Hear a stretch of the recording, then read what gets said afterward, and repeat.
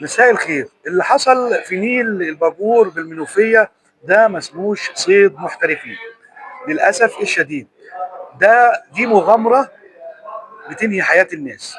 السيد فتحي شلبي رئيس مجلس مدينة الباجور للأسف الشديد نازل تصطاد تمساح، جالك بلاغ بتمساح. انا بوجه اللوم ليك، يعني مش انتقاد عشان ما تاخدوش بفكره زعل ولا اخره، ولكن ده انتقاد، ده واجبي ككاتب صحفي ورئيس تحرير بمجله مصر. آه، بقارب مطاطي وجهارا نهارا. ده ضد فكره تمساح على فكره، يعني مفيش حد بيصطاد تمساح. وتسال، ممكن تسال اداره رصد التماسيح باسوان، يعني هيقولوا لك اللي انا بقول لك عليه ده.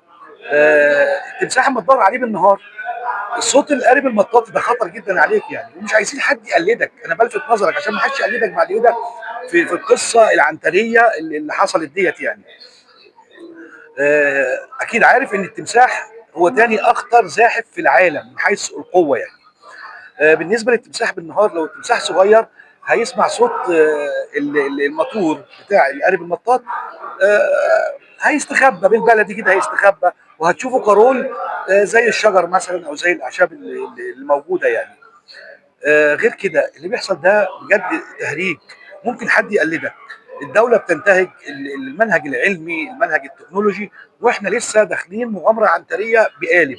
اللي بيحصل بجد انا بلفت نظرك فيه، اتمنى تاخد بالك.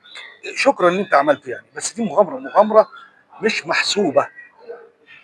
ارجع لقوانين الصيد، ارجع للناس اللي ممكن تعرف منهم زي الصيادين، هم اضرب النيل يعني، تنزل امتى وتصطاد تمساح امتى.